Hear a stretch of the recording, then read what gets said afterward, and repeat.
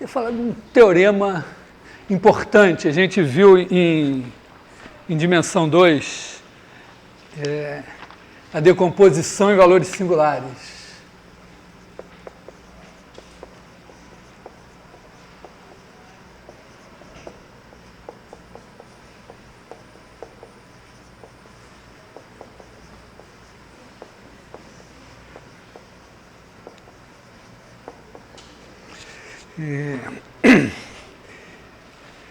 Esse teorema, a versão R2 é a seguinte, né? Você tem uma transformação T de R2 em R2 linear.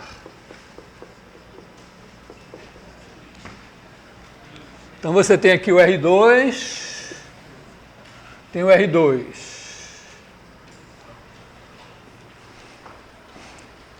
Aí se você quadricular aqui o R2, deixa eu quadricular em azul.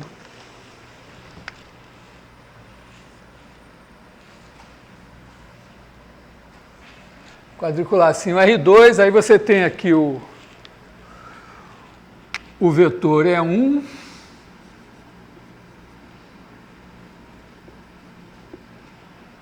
o E2, e eles vão te dar alguma coisa assim, né?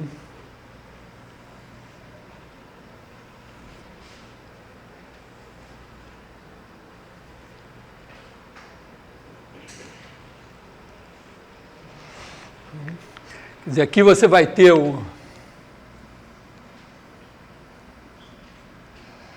T de E1 e o T de E2.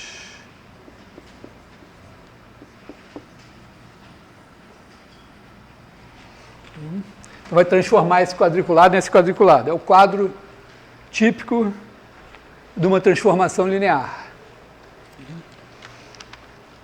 E, bom, a gente vem sofrendo com essa coisa de base e tal, justamente para poder pensar isso da seguinte maneira. Tá bom, mas esse quadriculado aqui corresponde a pegar no plano a base canônica. Mas será que eu posso pegar uma outra base que faz isso ficar mais bonitinho? Então, a resposta é que tem, quer dizer, o teorema nos diz o seguinte: se eu puder escolher livremente o meu sistema de coordenadas, aqui e ali, sistemas de coordenadas eventualmente diferentes, eu posso aqui escolher um certo sistema de coordenadas, assim, com uma base com vetores unitários e ortogonais, quer dizer, uma base ortonormal. Então aqui você tem, digamos, V1 e V2, um ângulo reto aqui. Aí aqui você tem uma outra base, vou botar meio assim, mas também aqui o U1, digamos assim, aqui o U2, também unitários e ortogonais, e aí a nossa transformação vai fazer o seguinte, vai pegar o V1 e vai levar num certo múltiplo positivo do 1. Então aqui você vai ter um certo cara que vai ser um sigma 1, U1. E o V2 vai ser mandado num outro múltiplo positivo do 2, pode ser menor que 1 até, vou botar aqui assim, né? Sigma 2, U2. E aí o nosso quadriculado vai ser isso.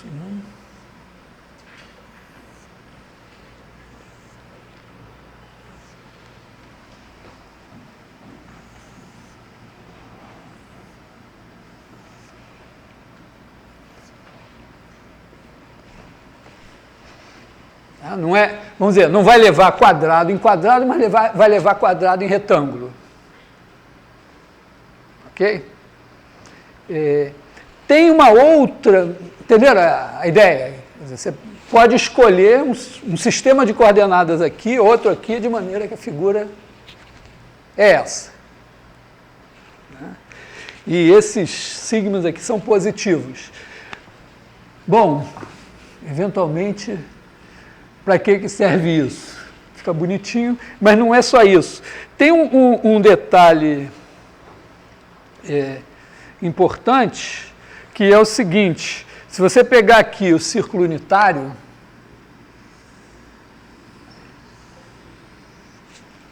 ele vai ser elevado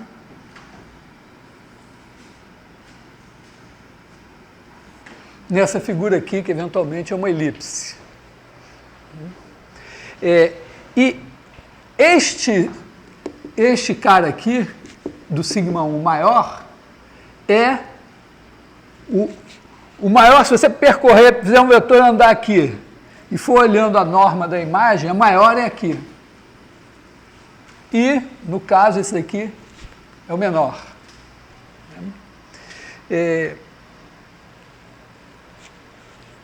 Antes de passar para Rn,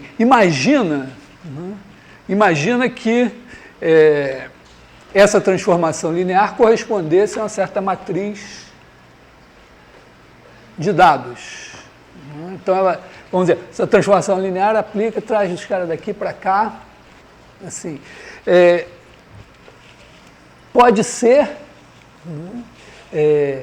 que o sigma 2 seja muito menor que o sigma 1.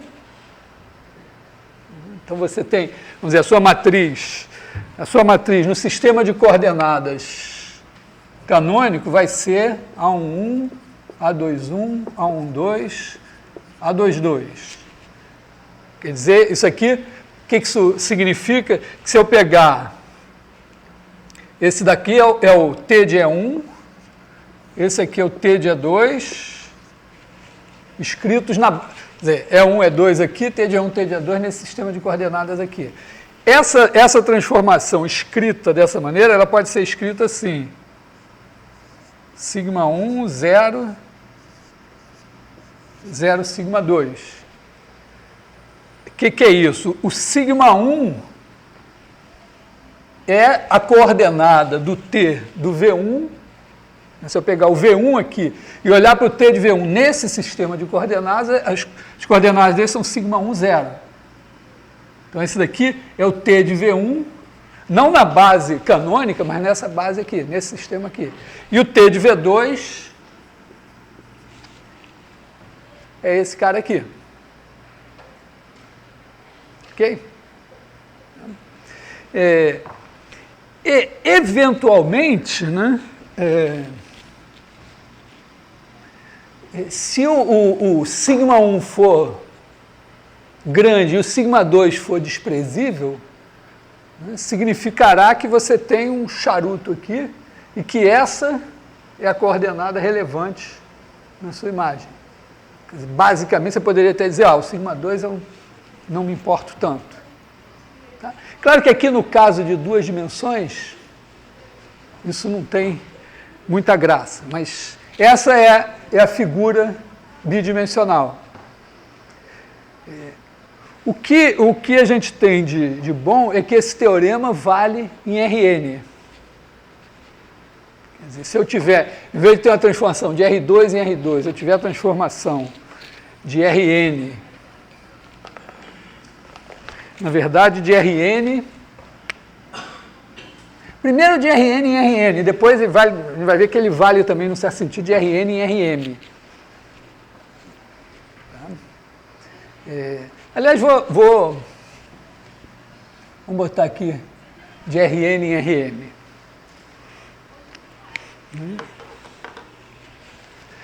Primeiro, vocês entendem isso aqui como uma matriz da transformação? Vocês já entenderam isso, que a matriz da transformação, ela depende de eu escolher uma base aqui e uma base aqui. Porque essa base aqui pega um elemento desse espaço e me codifica como um par ordenado. E essa matriz aqui pega um elemento daqui e me codifica como um outro par ordenado. E a matriz, ela pega o par ordenado daqui e dá o par ordenado aqui. Então, a base de cá decodifica ou codifica esse cara como um par ordenado, e a base de cá codifica ou decodifica como um par ordenado. E escolhidos os sistemas de coordenadas, a matriz só transforma para-ordenado em para-ordenado. Então, nesse sistema de coordenadas, a matriz da transformação é essa. Porque ela pega esse vetor e leva em σ1 vezes esse daqui em σ2 vezes esse. Então, se eu pegar vamos dizer, se eu pegar um cara aqui, pegar um camarada aqui assim, claro que ele tem coordenadas no sistema canônico, mas nesse sistema aqui, né, ele tem suas coordenadas, que vão ser aqui x1, x2. Quer dizer, esse cara daqui é um certo V. Esse V, né, ele é x1V1 mais x2V2, ele vai ser elevado em x1 vezes esse daqui. Aliás, eu botei aqui aqui eu botei errado essa risca aqui. Vou refazer a figura porque ela está errada. Tem um erro. Não sei se vocês notaram e não falaram, ou se nem notaram. Quer dizer, aqui está o meu o 1, aqui está o 2, então aqui tem o σ1, o 1, e aqui tem o σ2, o 2. Então, o meu reticulado é assim, né? Ele passa aqui. Tá? Porque o V1 não vai no 1, ele vai em σ1, 1. Então, essa daqui é a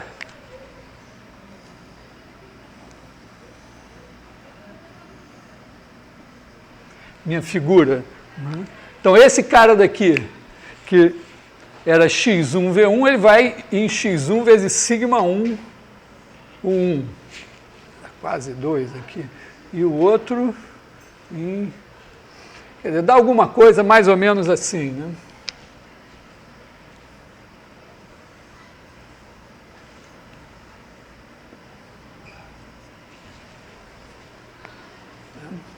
Então, esse cara daqui tem coordenadas, aqui a coordenada é y1 e aqui a coordenada... Aliás, ele também está mal desenhado aqui, não está escolhido errado aqui. Tem que refazer também, né? Porque esse cara daqui não é para cá, né? Quer dizer, ele vai... O x2 é positivo, então tem que multiplicar positivamente esse cara aqui. Então, a outra coordenada deve ser alguma coisa assim. Então, meu vetor é uma coisa assim. Tá? Então, aqui, esse aqui é o y1 e esse daqui é o y2.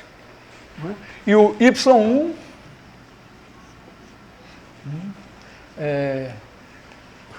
é o quê? Eu tenho... ele é simplesmente... Ó, ele faz x1 vezes σ1. σ1, x1. E o y2 é igual a σ2, x2. Porque eu estou pegando o mesmo x1 que multiplicava esse vetor, está multiplicando esse aqui. Então, ele é σ1, quer dizer, na verdade, significa que esse vetor aqui é x1 vezes esse de cá. Então, é σ1, x1 vezes o 1. Então, isso aqui, né, quer dizer, se eu fizer assim, isso aqui vai me dar...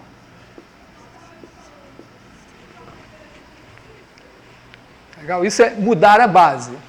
Mudei a base e fiquei com uma... Bom, já ganhei alguma coisa, fiquei com uma matriz mais simples. Já é alguma coisa que pode ser útil. Né? Em algumas circunstâncias, isso pode ser bem útil, vamos dizer assim. Então, agora, como é que é em RN? Quer dizer, o que eu estou dizendo é o quê? É que existe uma base ortonormal aqui no domínio, dada pelo V1 e V2, outra base ortonormal aqui no contradomínio, dada pelo 1 e o 2, tal que a transformação leva o V1 e números positivos, sigma 1, sigma 2 e tal, que eu posso supor decrescentes, e que leva o V1 em sigma 1, 1, o V2 no sigma 2, V2, o V3, etc. Então, é isso que vai valer em Rn. Posso apagar isso aqui e escrever agora em Rn? Bom, então, em Rn,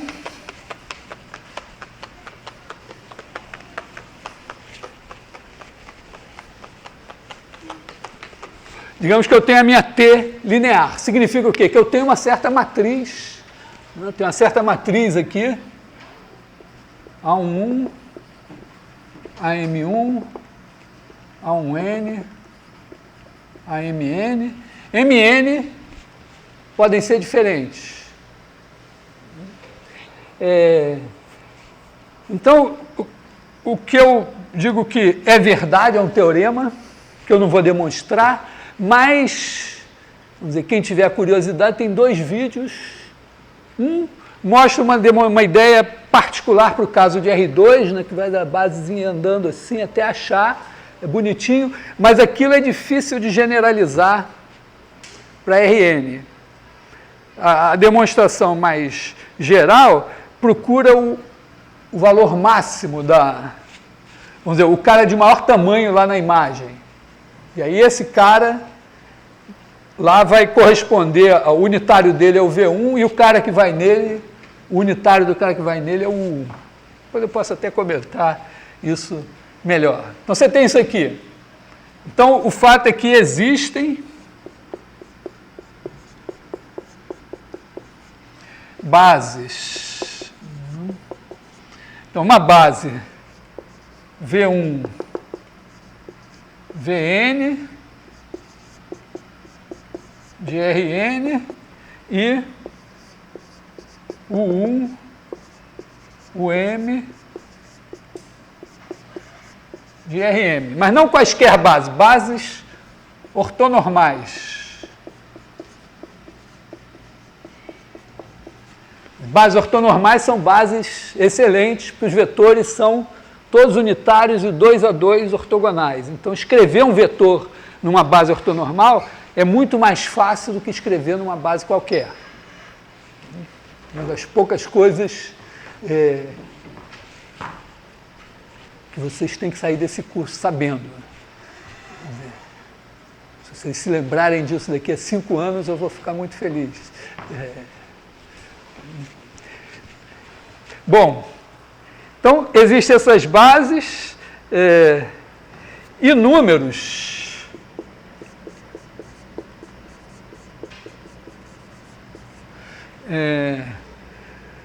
vamos dizer, não negativos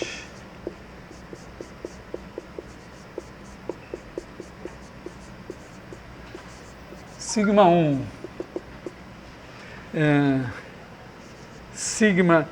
Aqui tem um negócio que é o seguinte, ó, como o N e o M são eventualmente diferentes, né? Eu vou ter que, eu não posso levar o 1 no V1, o 2 no V2, etc, o M no Vn, um vai ter que ser maior que o outro. Vou fazer o desenho, o que pode acontecer? A gente pode ter essa situação assim, ou essa situação assim. A situação do igual é mais simples. Então, nessa situação, o 1 vai no sigma 1, V1, etc., até o sigma M, né, que o N é maior que o M. Então, tem aliás, o V1, né, tem mais vetores aqui do que aqui. Então, os M primeiros aqui vão em múltiplos dos M primeiros aqui. E o resto aqui é zero. Na outra situação, vamos dizer, tem menos vetores aqui, mais vetores aqui. Então, cada um desses vai no múltiplo de um desses, sobram vetores, né? Então aqui você tem sigma 1, sigma n tem 0, 0 e 0. Quando a matriz for quadrada, aí fica eventualmente bonitinho. Pode ser que tenha sigmas nulos aqui. Então, tais que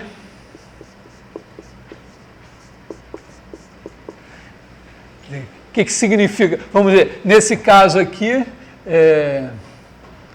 T de V1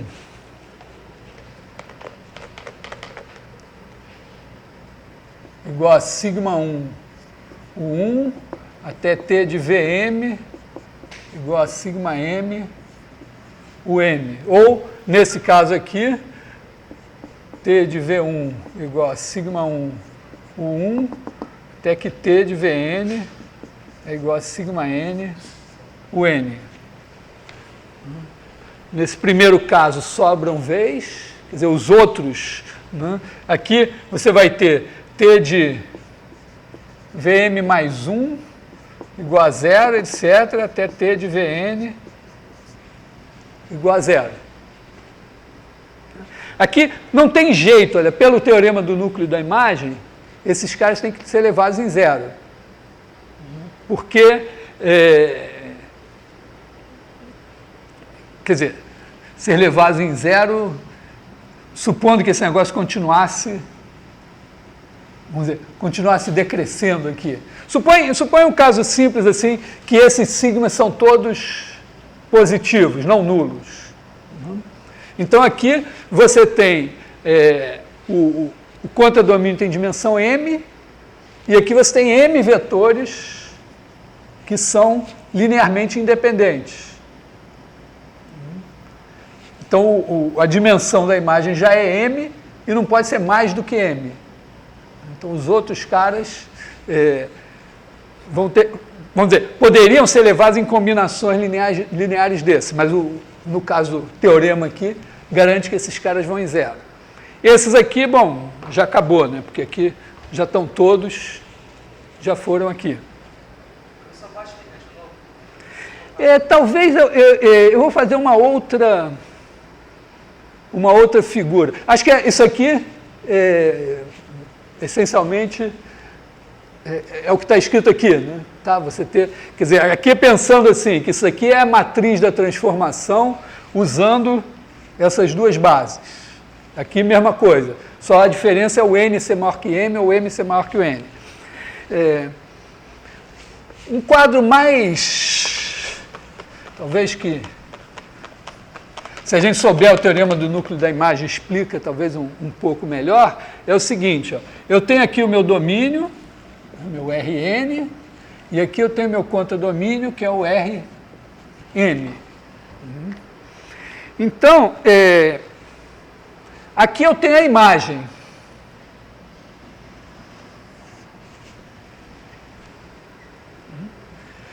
Bom, então, essa imagem eventualmente tem dimensão menor que n. E também menor que m. Vamos dizer assim, ficou um pouco abaixo. Tudo bem, mas se eu tenho isso, eu sei que eu tenho aqui o núcleo. Essa aqui é a imagem de T. Esse aqui é o núcleo de T. E eu sei que eu tenho o espaço perpendicular ao núcleo, esse aqui,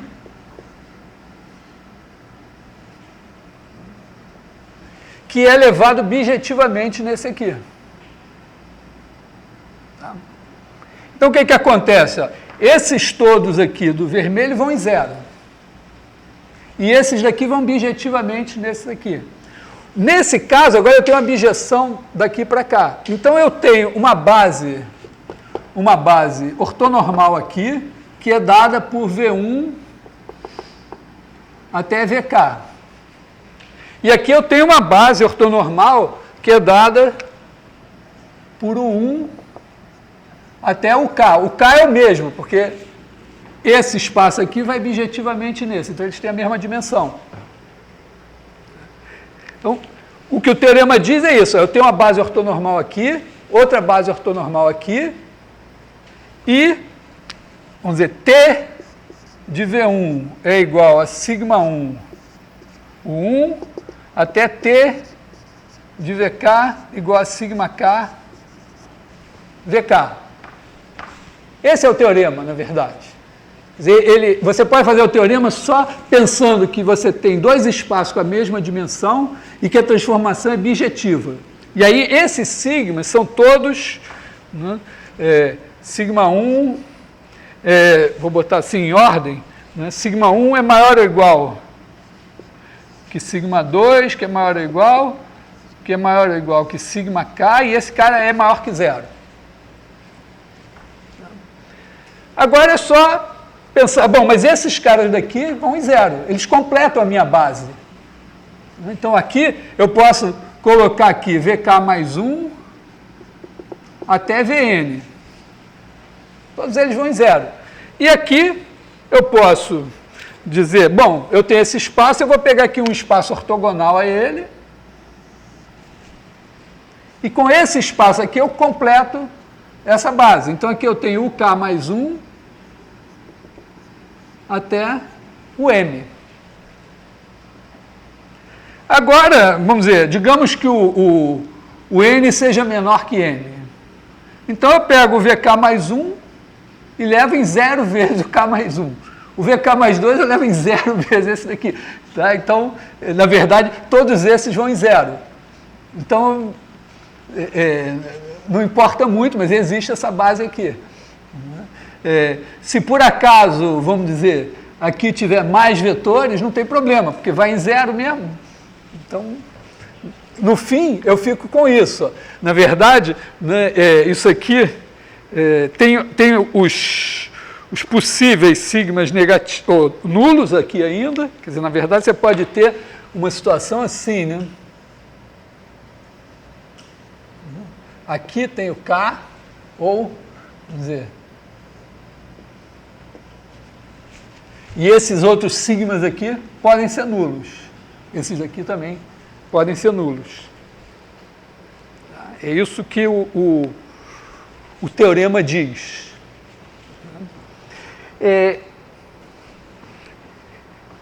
Eventualmente, bom, para que esse teorema pode servir? Imagina que esses sigmas aqui sejam...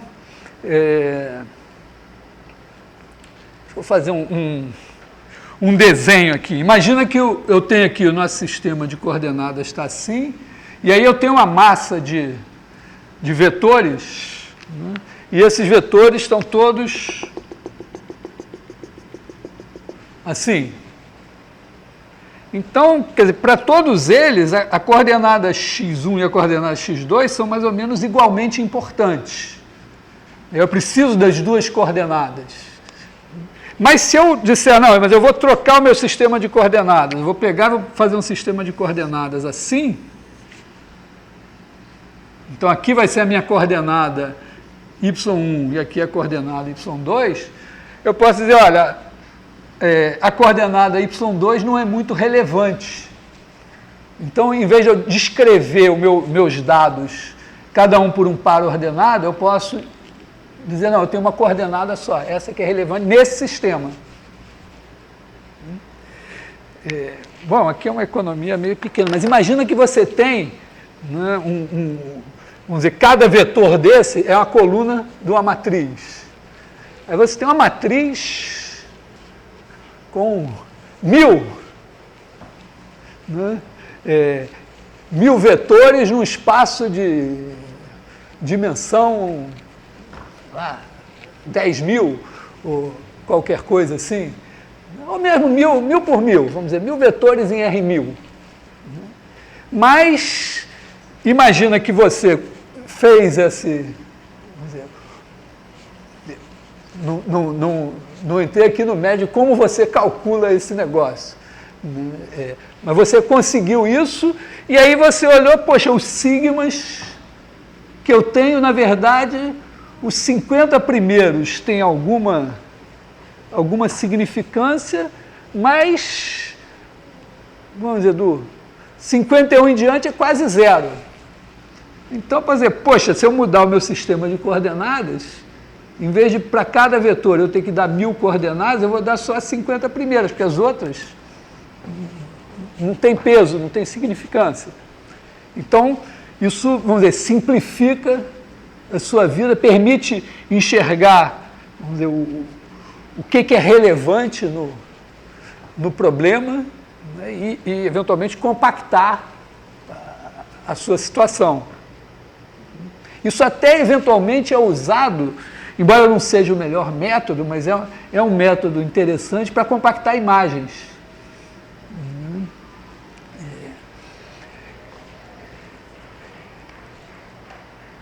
O que mais que eu posso dizer? Em que sentido, vamos dizer, em que sentido, isso funciona mais ou menos assim, ó.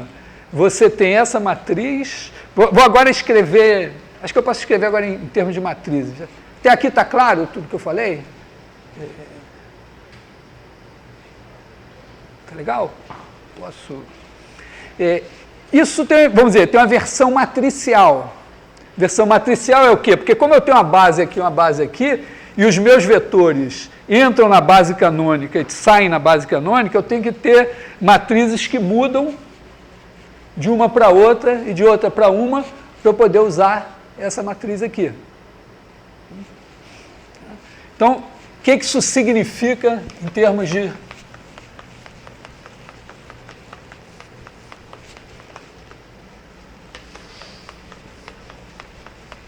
matrizes, né? Vou fazer um caso, vou escrever esse caso assim, vamos dizer. Está aqui, acho que eu vou botar mais para cá.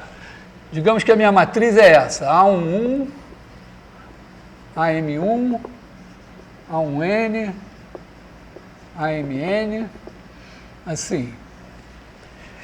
Isso é o que representa a minha transformação linear. Bom, se eu escolher as bases do teorema, a minha matriz vai ser assim, né? Sigma 1, sigma m, 0, 0, 0. Mas é claro que essa matriz não é essa matriz. Essa matriz aqui, quando eu multiplico pelo vetor x1, xn, dado na base canônica, me cospe o y1, ym da base, que é a imagem dele pela transformação. Aqui ele só recebe vetor na base v1, vm. Então, o que eu preciso? Eu preciso pegar o vetor x1, xn, e dar aqui as coordenadas dele, né? Quer dizer, esse cara daqui vai ser, vou escrever igual, né? Esse cara daqui é igual a x1 vezes 1, 0, 0, mais xn vezes 0, 0, 1. Se eu entrar com esses caras aqui, não serve. Eu tenho que escrever esse cara daqui como... que letras eu vou usar aqui? Digamos que eu vou botar x1 barra v1 mais xn barra vn. Vn é a nova base, a base que aceita aqui. Então eu tenho que pegar esse cara e achar esses caras aqui. Bom, mas esse daqui é o meu vetor V. Quem é o x1 barra? Eu multiplico o V escalarmente pelo V1. Quer dizer, x1 barra igual a V escalar V1. Etc. xn barra igual a V escalar Vn. Esse produto escalar, imagina que eu tenho o V escrito na base canônica, são essas coordenadas aqui. E eu tenho esses VIs também na base canônica.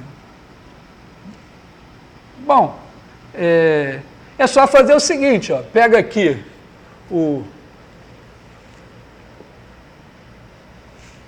bota aqui o V1,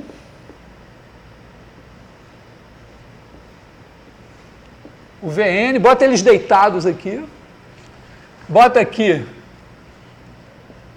o X1, XN, o produto disso daqui, a primeira coordenada vai ser o quê? Vai ser o produto escalar desse por esse, é o meu X1 barra. Então, tudo funciona aqui. Então, o produto dessa matriz por esse vetor vai me dar os X barras. Então, bota essa matriz aqui. Agora, se eu pegar o que saiu daqui e multiplicar por isso, sai o meu T do V, mas não escrito na base canônica. Escrito, o meu vamos dizer, o resultado dessa história aqui, posso apagar isso?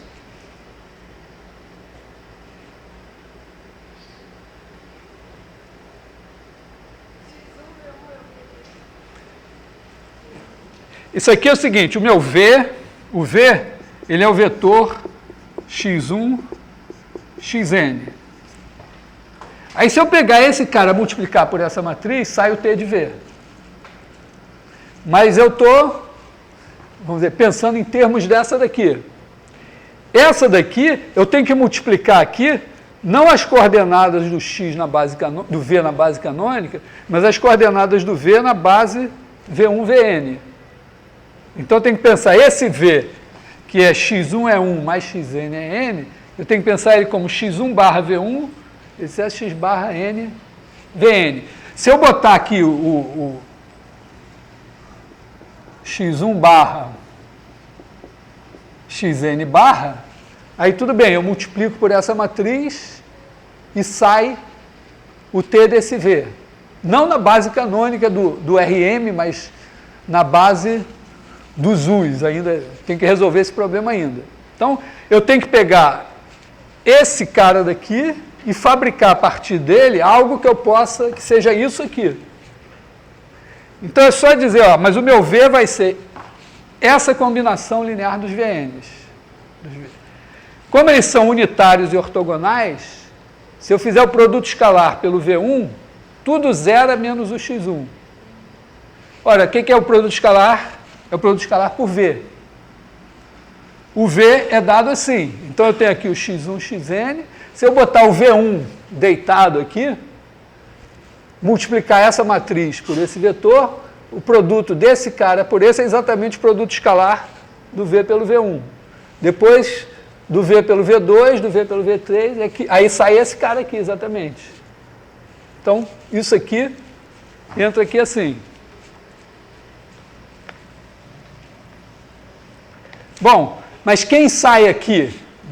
O que sai aqui é um vetor, sai um resultado aqui, né? Se eu botar só isso aqui, vai sair y1 barra, ym barra.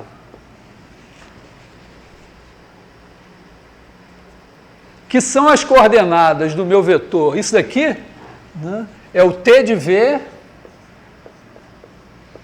na base o 1, o M. São as coordenadas do T de V na base o 1, o M. Tá? Porque aqui, ó, entraram as coordenadas do V na base V1, Vn, depois desse negócio aqui, aí multiplicou por essa matriz e saiu isso. Mas eu não quero esse cara na base 1, o M. Eu quero ele na base canônica, que é o que tem que sair aqui. Então, eu pego esse cara, deixa eu apagar aqui, e penso assim, olha, o meu y1 barra, ym barra, ele é igual a y1 barra o 1 mais ym barra o m. Como é que eu escrevo esse cara na base canônica? Se o 1 e o m todos estiverem escritos na base canônica, isso aqui vai sair escrito na base canônica. Porque isso aqui são vetores. Então, este cara daqui é combinação linear desses vetores. Se eles estiverem escritos na base alfa, sai na base alfa. Se eles estiverem escritos na base beta, sai na base beta. Se estiverem escritos na base canônica, sai na base canônica. Então, se eu tenho os meus U's na base canônica, é só isso aqui, ó. Isso aqui é a mesma coisa que pegar o U1, vamos dizer, pegar o U1, botar aqui, até o UM, botar aqui e multiplicar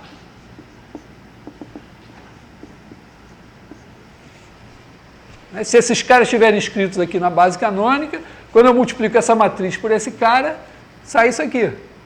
E esses vetores estão na base canônica, então isso aqui, na verdade, vai me dar, né, vamos dizer, vai me dar, se esses caras estiverem, aqui eles estão na base deles mesmos, né? Esse aqui é 1, 0, 0, 0 e tal. Se eu botar aqui na base canônica,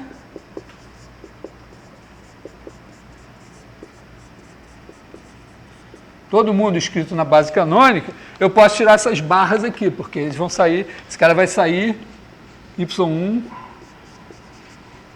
YM na base canônica. Então eu tenho que pegar esse resultado que saiu daqui e multiplicar por essa matriz.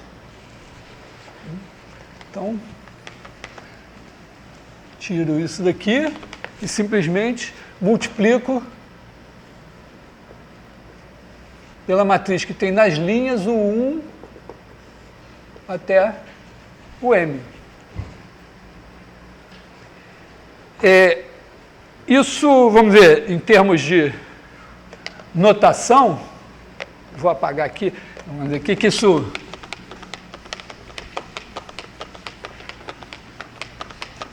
Como é que a gente...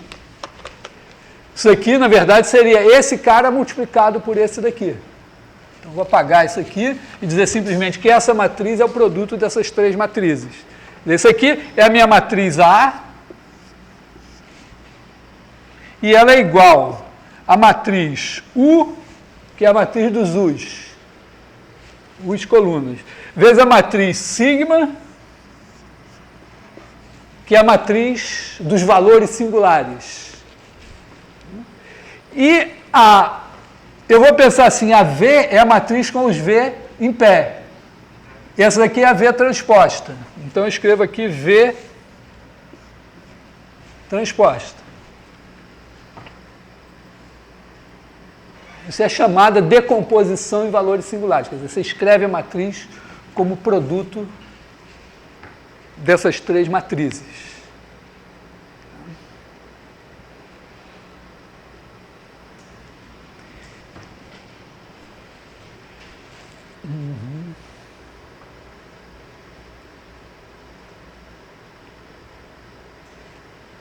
Está claro assim, teoricamente? Eu entendi essa parte. O que eu estou em dúvida foi, antes, quando você estava falando da matriz de sigma, você deu o exemplo de estar em R1000, você tem, por exemplo, 1000 vetores, mas só 50 deles são relevantes, aí você descarta. Você falou alguma coisa tipo que esses 950 são descartados.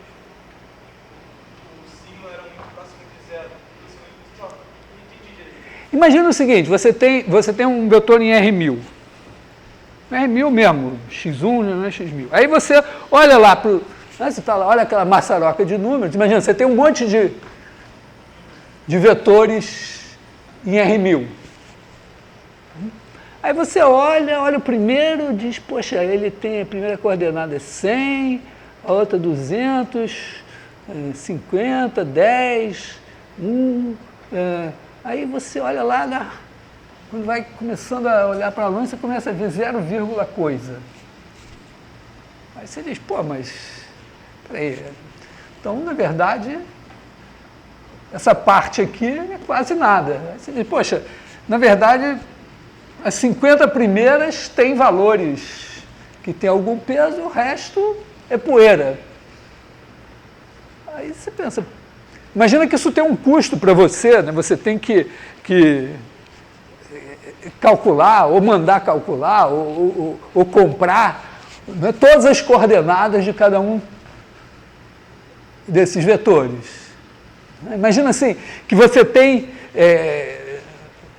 você está meio perdido lá, fazendo, vamos dizer, ciência experimental ou qualquer coisa assim, está acumulando dados sobre diversos objetos, e você pegou, mediu, né, o tamanho do dedão do pé direito, a espessura do fio de cabelo, a quantidade, sei lá, a acidez da saliva e tal. E aí, vamos dizer, são pessoas, 1000 números para cada pessoa.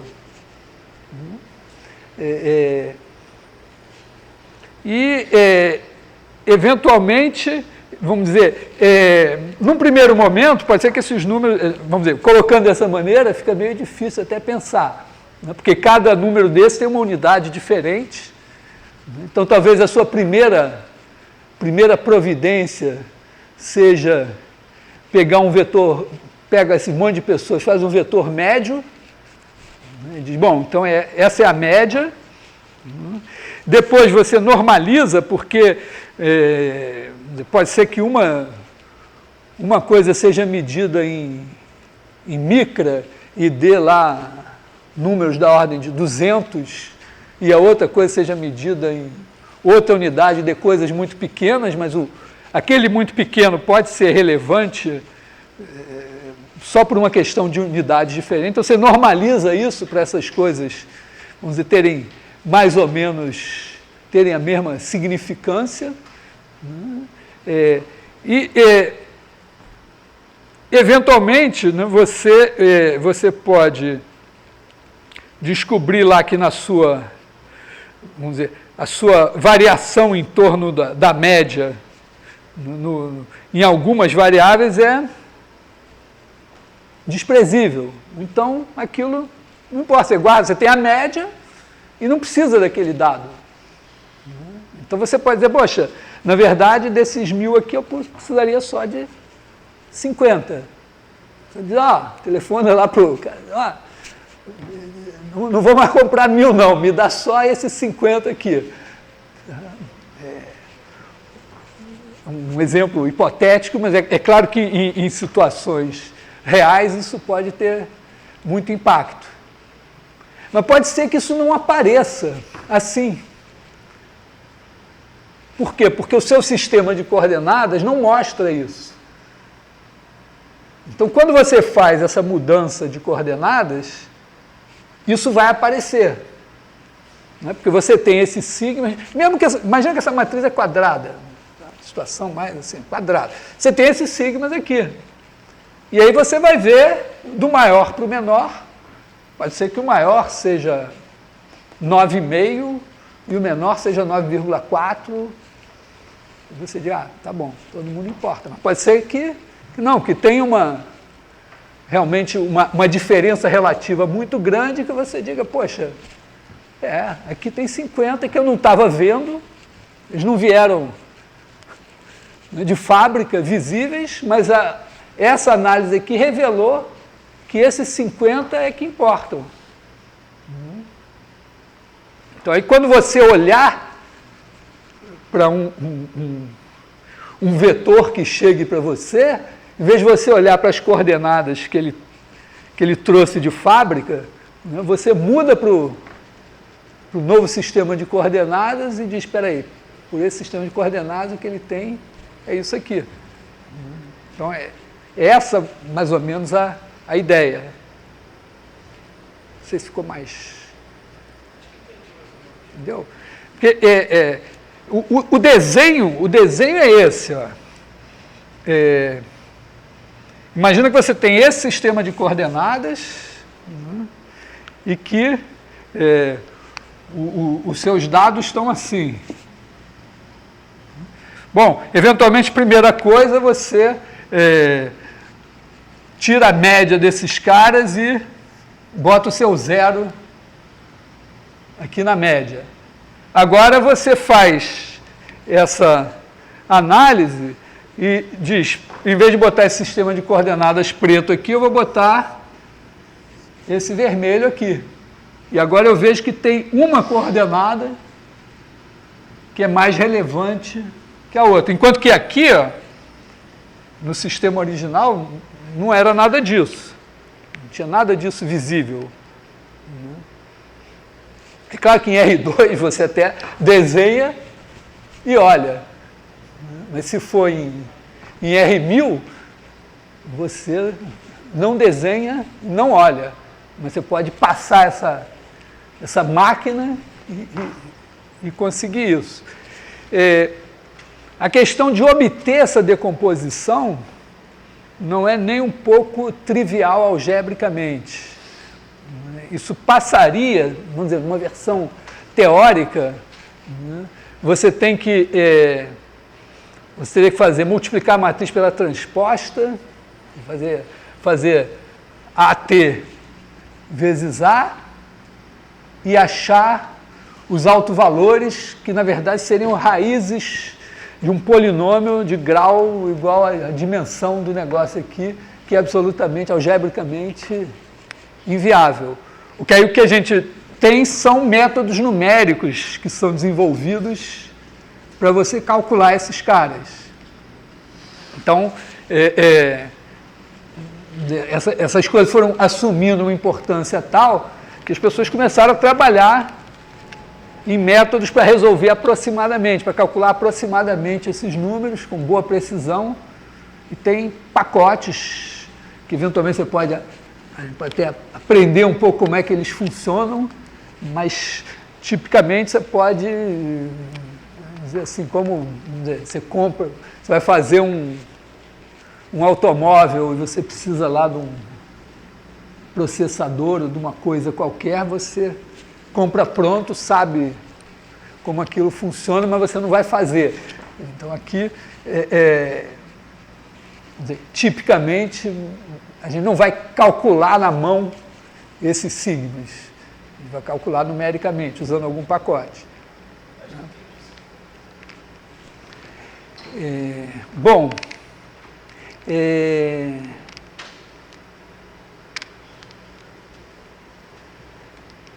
tem uma coisa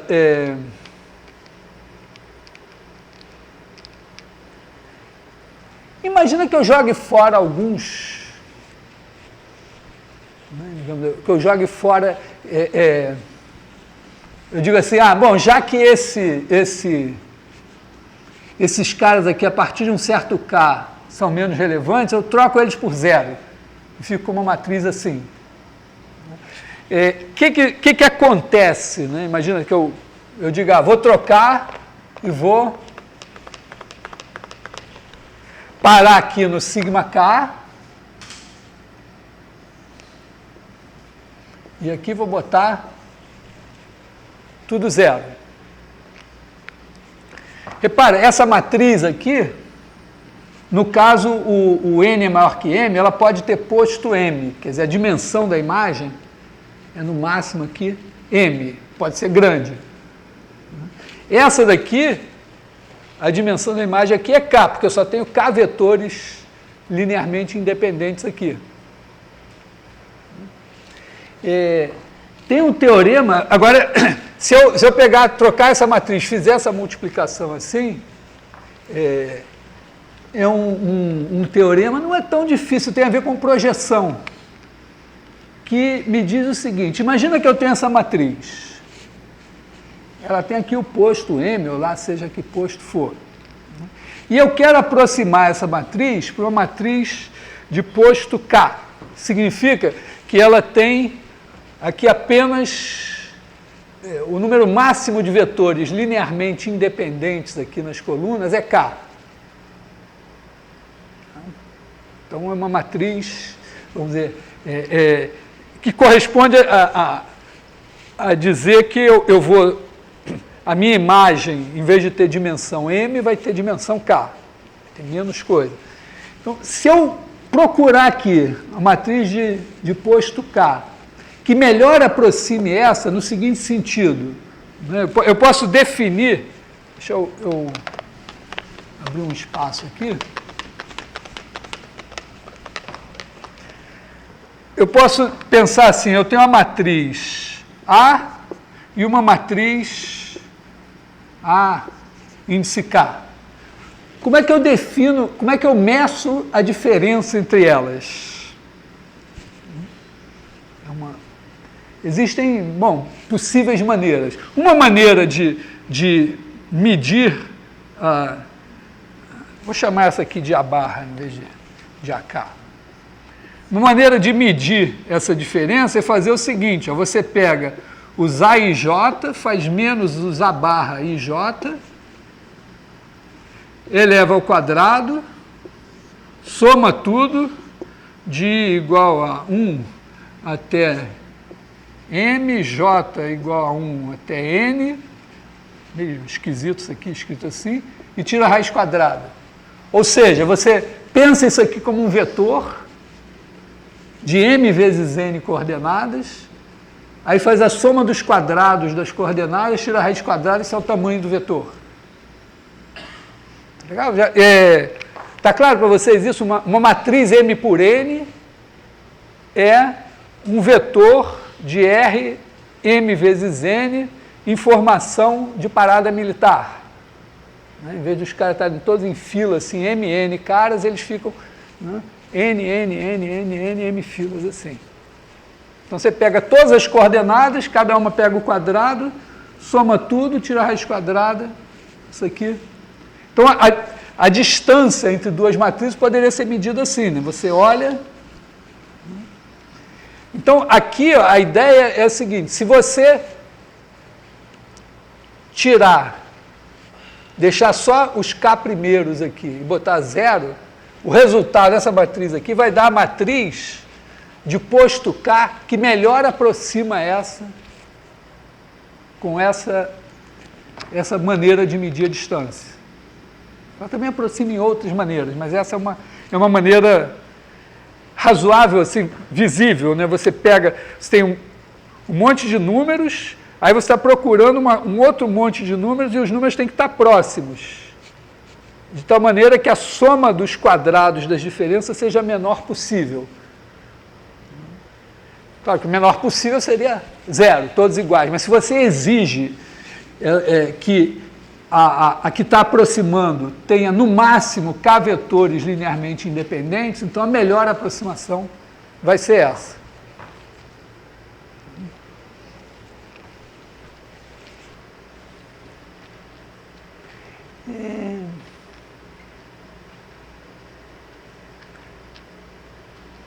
Acho que eu vou deixar para vocês uma pergunta para vocês pensarem, que é a seguinte, imagina que eu fiz isso. Aqui, ó, aqui eu tenho M vezes N números para guardar. Aqui, ó, esses caras estão em Rn. Então tem N coordenadas e N vetores. Aqui eu tenho N ao quadrado. Aqui eu tenho M ao quadrado. E aqui eu ainda tenho K.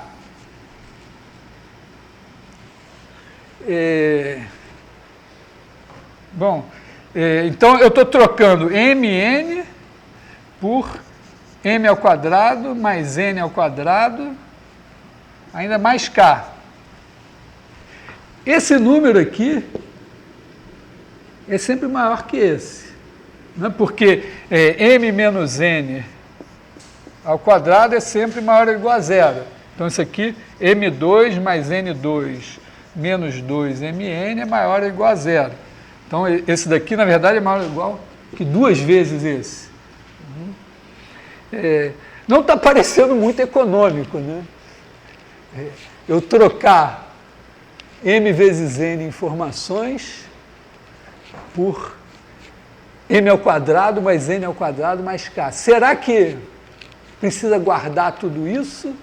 Em princípio eu preciso, né? Porque eu preciso das coordenadas desses vetores todos, né? As coordenadas desses vetores e esses K números. O desafio é encontrar um jeito de ver se não dá para guardar menos, né?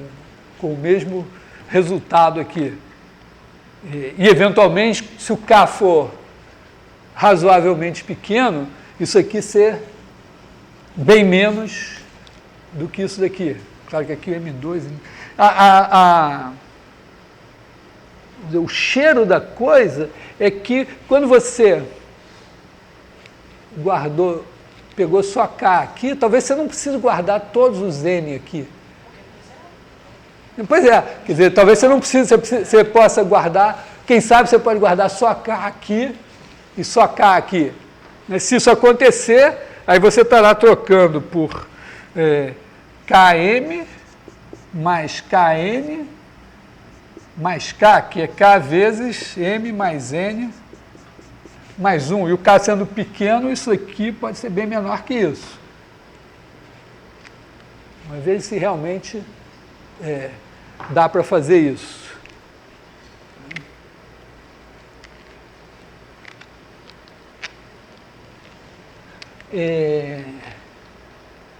Bom, essa é a boa pergunta aí. Acho que eu vou dar Cara, eu não quero mexer no meu celular. 4h20. Só para dar uma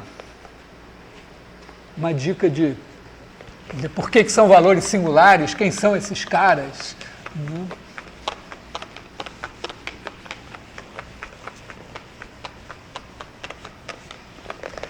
Funciona mais ou menos assim. Ó. Você tem aqui o zero, aí aqui você tem a bola unitária, vamos pensar assim, os vetores de norma 1, e aí a transformação T levou os caras assim. Então, aqui a transformação A. Aí o maior aqui, ele vai maximizar o seguinte, ó, você pega, vamos dizer, você vai ter esse cara daqui, e ele vai corresponder a um certo V aqui. Esse daqui é o A de V. A ideia é que o A de V, vamos chamar aqui V1, V1. A de V1, escalar A de V1, isso aqui é a norma do A de V1 ao quadrado. Isso aqui seja maior ou igual que A de V para todo V com norma de V igual a 1. Quer dizer, você procura todos os caras aqui e aí pega o cara que vai dar o cara de maior norma aqui. Esse cara é o primeiro. Se você pegar aqui o unitário dele, o unitário aqui, esse daqui é o 1. O 1 é igual, vamos botar assim, o A de V1 vai ser igual a sigma 1, 1. Quer dizer, sigma 1 é a norma desse cara daqui.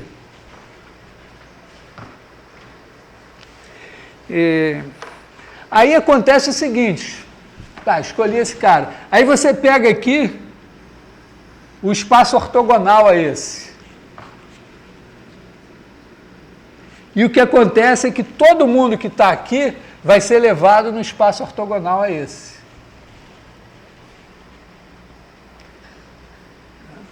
E aí o que acontece? Você agora, ó, quando você está em R, vamos dizer, se você estivesse em R3, né, você pegou a esfera, a imagem aqui é um elipsoide, você pegou o maior. Aí, aqui perpendicular a esse vetor, tem um disco. E a imagem dele é uma elipse aqui. Aí você vai pegar o maior aqui, vai ter um cara aqui. E quando em Rn você vai reiterando isso, e aí você vai pegando o maior, você pegou o maior, aí depois você pega o maior dos perpendiculares a ele, depois o maior dos perpendiculares aos dois, e esses são os caras. Quer dizer, isso aqui, né, você vai ter A de V1,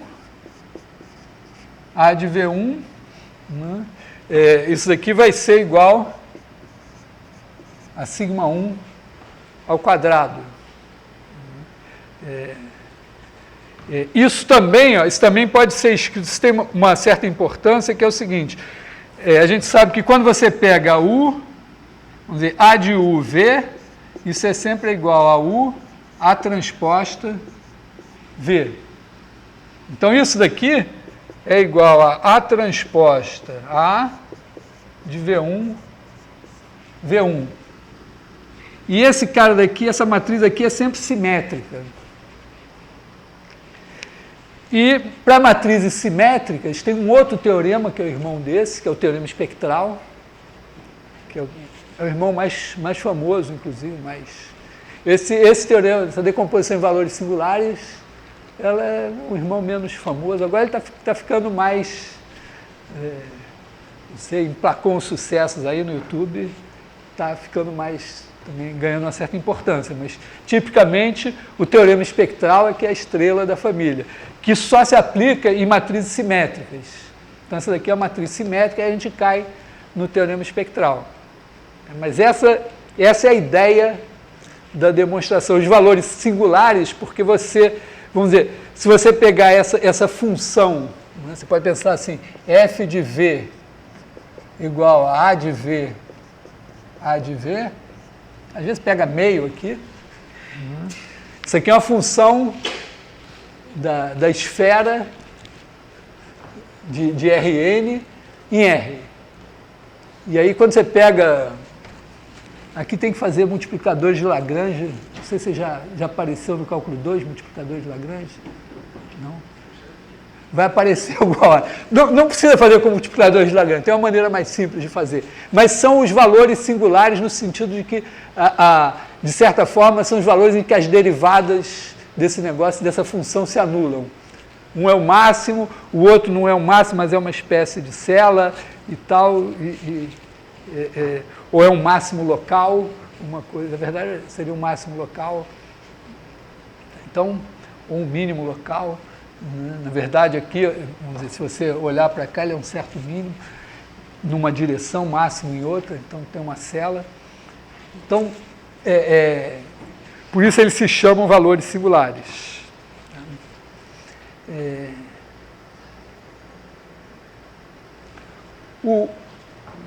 Em termos de teoria, né, a gente, vamos dizer, calcular isso daqui vai ser igual a sigma 1 ao quadrado.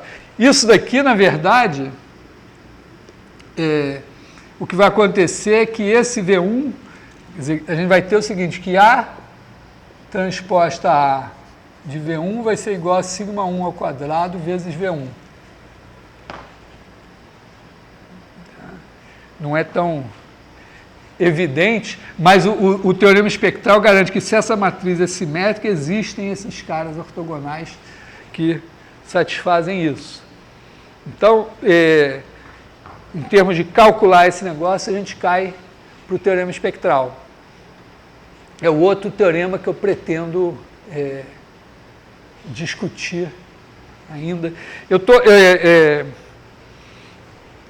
minha ideia agora, vamos dizer, nessa reta final do curso, é apresentar alguns resultados que têm relevância, que eventualmente eu não vou demonstrar, mas que vamos dizer, que são importantes. E muitos, alguns outros resultados que são mais, eventualmente, simples, eles também se expressam, coisas que a gente já viu, se expressam na forma de dizer, ó, essa matriz assim pode ser escrita como produto de duas matrizes assim. E isso, eventualmente, torna a nossa vida mais simples. Então, tem várias decomposições de matrizes, como produtos de matrizes, que têm até nome, são famosas e são usadas em diferentes contextos. Então, essa daqui vamos dizer, ela tem essa versão geométrica e tem aquela versão produto de matrizes. Em geral, cada uma dessas decomposições tem uma certa maneira de chegar a ela que não é mágica. Aliás, com relação a isso, tá legal? Tem dúvidas aqui do que eu falei?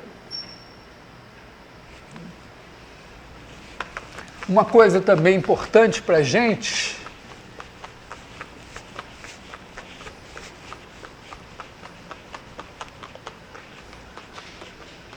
em termos de matrizes é o seguinte: imagina que você tem aqui uma matriz.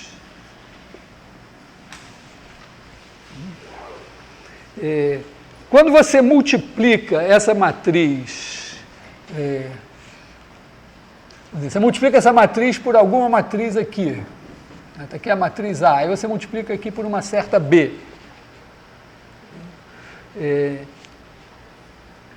O que sai daqui? Digamos que aqui você tem N, M, e aqui você tem... Então aqui você tem N, aliás, M e M. Tá? Porque isso aqui leva Rn em Rm, essa aqui leva Rm em Rm. Então, no fim, sai uma matriz B aqui, B não, matriz C, que também tem N aqui e M aqui. Observa o seguinte, né? Você pega linhas daqui e multiplica por colunas daqui. Quando você faz isso, mas essa linha vai multiplicar por essa coluna, vai multiplicar por essa coluna, por essa coluna, por essa coluna, por essa coluna, e o resultado vai dar essa linha aqui. Então, quando você multiplica A pela B à esquerda, você obtém uma matriz C tal que cada linha de C é uma combinação linear das linhas de A. Você vai pegar essa linha, vai multiplicar por esse cara, depois essa linha vai multiplicar pelo segundo, essa linha pelo terceiro, vai somar tudo e vai dar essa aqui. Então, multiplicar a esquerda por uma matriz é obter uma matriz que combina linhas aqui. Por outro lado, se você tiver aqui a matriz A, N, M, e multiplicar aqui por uma matriz B, N, N, você vai ter uma matriz C,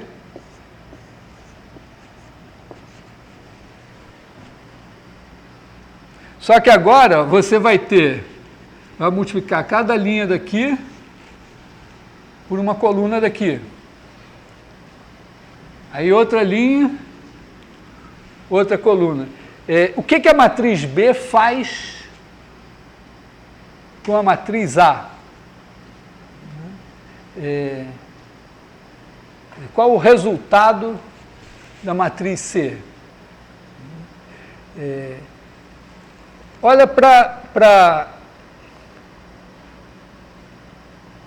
vamos dizer, todos esses caras aqui,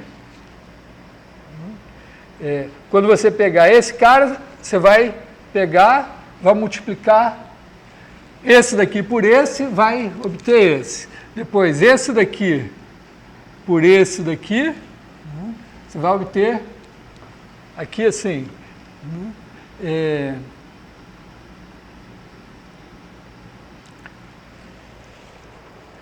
Dá para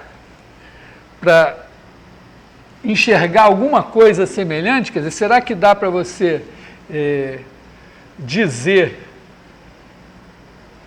que aqui, assim como aqui as colunas, as linhas de C são combinações lineares das linhas de A, será que aqui as colunas de C são combinações lineares das colunas de A?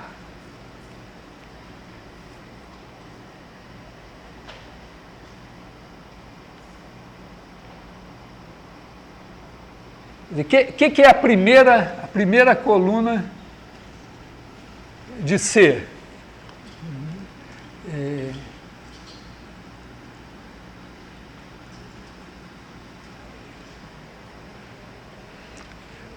olha só, você vai ter esse cara, vamos dizer, esse primeiro cara daqui vai ser esse vezes esse, mais esse vezes esse, mais esse vezes esse.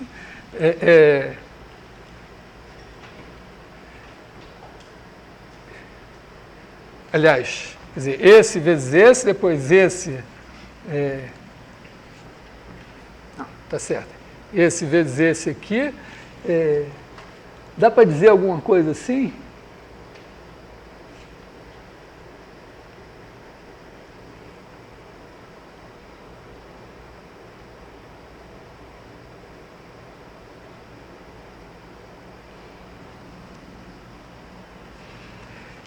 Pensando assim, ó, quando você multiplica essa matriz, porque você vai ter essa matriz por essa coluna, vai dar essa coluna. Mas quando você multiplica essa matriz por essa coluna, você faz esse cara vezes essa coluna, mais esse cara vezes essa, mais esse vezes essa, mais esse vezes essa, assim. Então você combina essas colunas usando esse cara daqui para obter a primeira coluna. Depois, para a segunda coluna, você bota o outro. Então, essa daqui, as colunas de C, são combinações lineares das colunas de A.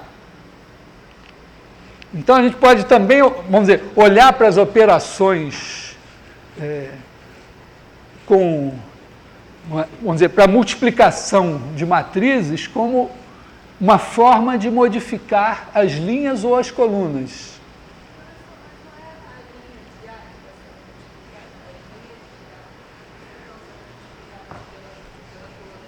Sim, mas essa primeira coluna aqui é a matriz A vezes essa coluna aqui. Quando você faz a matriz A, quando você faz a matriz A vezes um vetor x aqui, você faz x1 vezes essa coluna, mais x2 vezes essa coluna, até xn vezes essa coluna. Então você usa esse cara para combinar essas colunas. O resultado disso vai parar aqui. Depois, a segunda coluna aqui, você vai pegar esse cara e vai multiplicar por essa matriz. O que vai fazer? Você vai combinar as colunas de A usando esses caras como coeficientes. Aí você vai produzir a segunda coluna aqui. Tá? Então, quando você multiplica, quer dizer, moral da história, se você pegar a matriz A, multiplicar a esquerda por uma matriz B, você vai obter uma matriz cujas linhas são combinações lineares das linhas de A. Quando você multiplicar a direita por uma matriz B, você vai obter uma matriz cujas colunas são combinações lineares das colunas de A. E isso, eventualmente, tem também relevância nessas decomposições.